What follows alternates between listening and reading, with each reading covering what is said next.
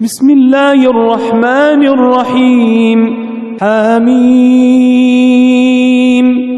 والكتاب المبين إنا أنزلناه في ليلة مباركة إنا كنا منذرين فيها يفرق كل أمر حكيم أمرا من عندنا إنا كنا مرسلين رحمة من ربك إنه هو السميع العليم رب السماوات والأرض وما بينهما إن كنتم موقنين لا إله إلا هو يحيي ويميت ربكم ورب آبائكم الأولين.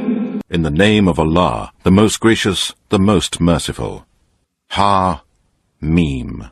By the manifest book that makes things clear, we sent this Quran down on a blessed night. Surely we are ever warning. On that night is decreed every clarified matter. A command and decree on every matter from us. Surely we are ever sending the messengers as a mercy from your Lord.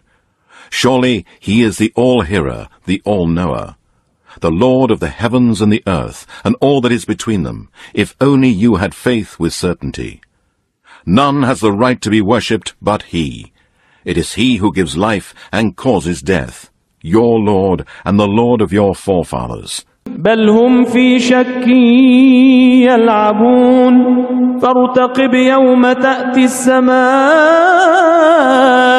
بدخان مبين يغشى الناس هذا عذاب أليم ربنا اكشف عنا العذاب إنا مؤمنون أنى لهم الذكرى وقد جاءهم رسول مبين ثم تولوا عنه وقالوا معلم مجنون إنا كاشف العذاب قليلا إنكم عائدون يوم نبطش البطشة الكبرى إنا منتقمون.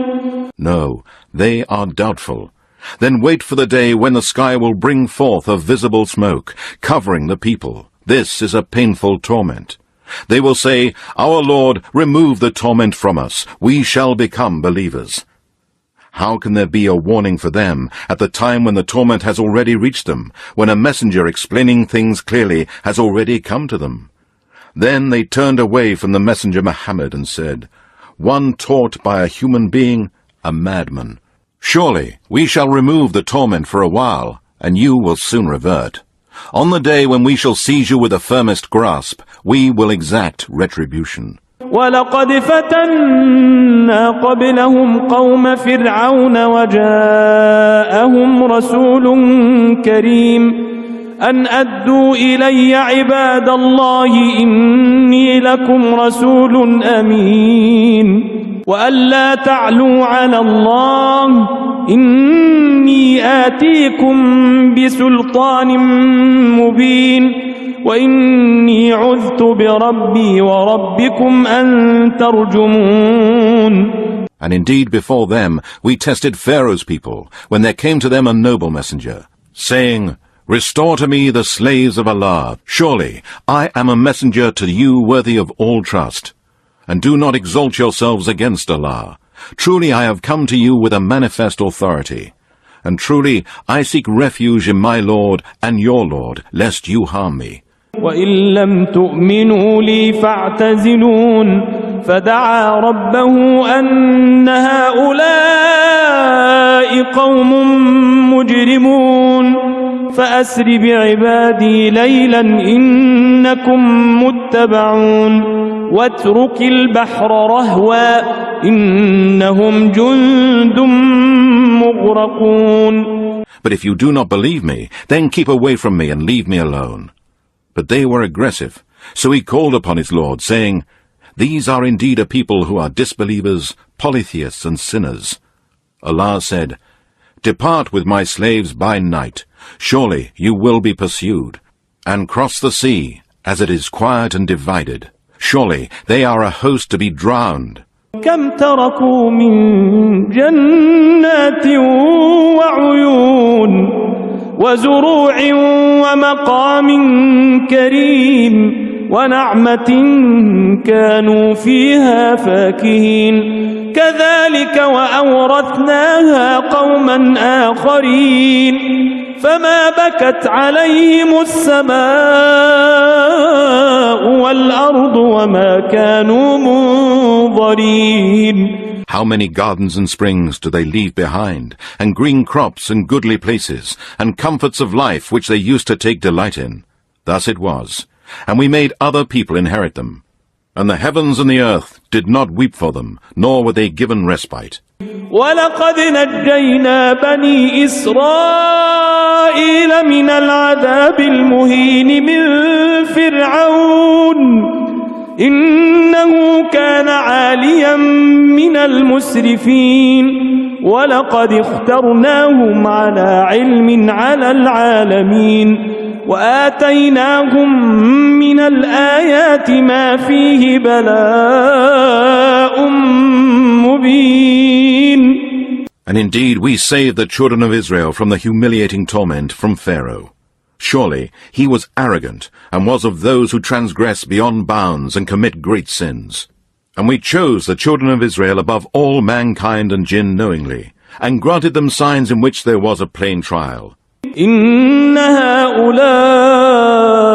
ليقولون إن هي إلا موتتنا الأولى وما نحن بمنشرين فأتوا بآبائنا إن كنتم صادقين. Surely these people are saying, there is nothing but our first death, and we shall not be resurrected. Bring back our forefathers if you speak the truth. أهم خير أم قوم تبع والذين من قبلهم أهلكناهم إنهم كانوا مجرمين وما خلقنا السماوات والأرض وما بينهما لاعبين ما خلقناهما إلا بالحق ولكن أكثرهم لا يعلمون. Are they better, or are the people of Tubā, all those before them?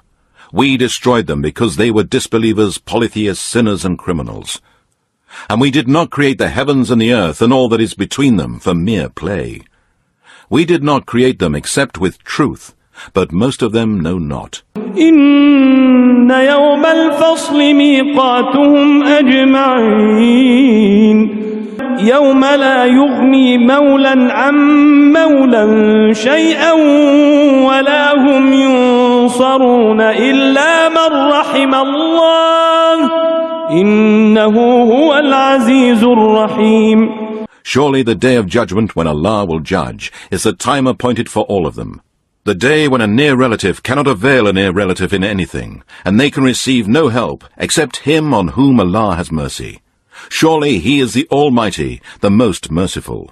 إن شجرة الزقوم طعام الأثيم كالمهل يغلي في البطون كغلي الحميم خذوه فاعتلوه إلى سواء الجحيم ثم صبوا فوق رأسه من عذاب الحميم ذق إنك أنت العزيز الكريم إن هذا ما كنتم به تمترون.